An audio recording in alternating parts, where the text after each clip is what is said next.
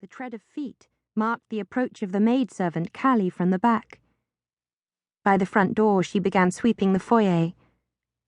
I stood perfectly still, as if I were part of the railing, and she did not look up as she swept back the way she had come until she was out of my sight. Abruptly, my uncle coughed behind me. I whirled, but there was no one there, just the empty passage and the stairs leading up to the bedchambers and attic beyond. 2 closed doors led off the first-floor landing, one to the parlour and one to my uncle's private office, where we girls were never allowed to set foot. I pressed my ear against the office door to make sure he was in his office and not in the parlour. My hand was beginning to ache from clutching my boots and the book so tightly. "You have no appointment," he said in his gruff voice, pitched low because of the early hour. "My factotum says he did not let you in by the back door." "I came in through the window, Meister." The voice was husky, as if scraped raw from illness. "My apologies for the intrusion, but my business is a delicate one. I am come from overseas. Indeed, I just arrived on the airship from Expedition." "The airship? From Expedition?" "You find it incredible, I'm sure. Ours is only the 2nd successful transoceanic flight." "Incredible," murmured Uncle. Incredible? I thought. It was astounding. I shifted so as to hear better as Uncle went on. "But you'll find a mixed reception for such innovations here in Adurnham. We know the risks, but that is not my personal business. I was given your name before I left Expedition. I was told we have a mutual interest in certain Iberian merchandise."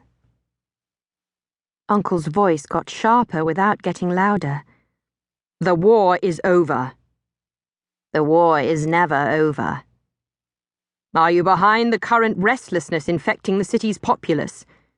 Poets declaim radical ideas on the street, and the prince dares not silence them. The common folk are like maddened wasps, buzzing, eager to sting." "I've nothing to do with any of that," insisted the mysterious visitor. Too bad, I thought. "I was told you would be able to help me write a letter, in code." My heart raced, and I held my breath so as not to miss a word. Was I about to tumble onto a family secret that Bea and I were not yet old enough to be trusted with? But Uncle's voice was clipped and disapproving, and his answer sadly prosaic. "I do not write letters in code. Your sources are out of date.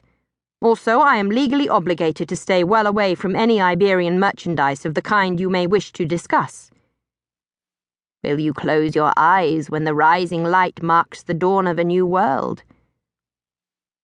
Uncle's exasperation was as sharp as a fire being extinguished by a blast of damp wind, but my curiosity was aflame. "Aren't those the words being said by the Radical's poet, the one who declaims every evening on Northgate Road? I say we should fear the end of the orderly world we know. We should fear being swallowed by storm and flood until we are drowned in a watery abyss of our own making." "Spoken like a Phoenician," said the visitor with a low laugh that made me pinch my lips together in anger. "We are called Kenar-Ani, not Phoenician," retorted my uncle stiffly. "I will call you whatever you wish, if you will only aid me with what I need, as I was assured you could do." "I cannot. That is the end of it." The visitor sighed. "If you will not aid our cause out of loyalty, perhaps I can offer you money. I observe your threadbare furnishings and the lack of a fire in your hearth on this bitter cold dawn. A man of your importance ought to be using fine beeswax rather than cheap tallow candles. Better yet, he ought to have a better design of oil lamp, or even the new indoor gas light to burn away the shadows of night. I have gold. I suspect you could use it to sweeten the trials of your daily life in exchange for the information I need." I expected Uncle to lose his temper. He so often did, but he did not raise his voice. "I and my kin are bound by hands stronger than my own."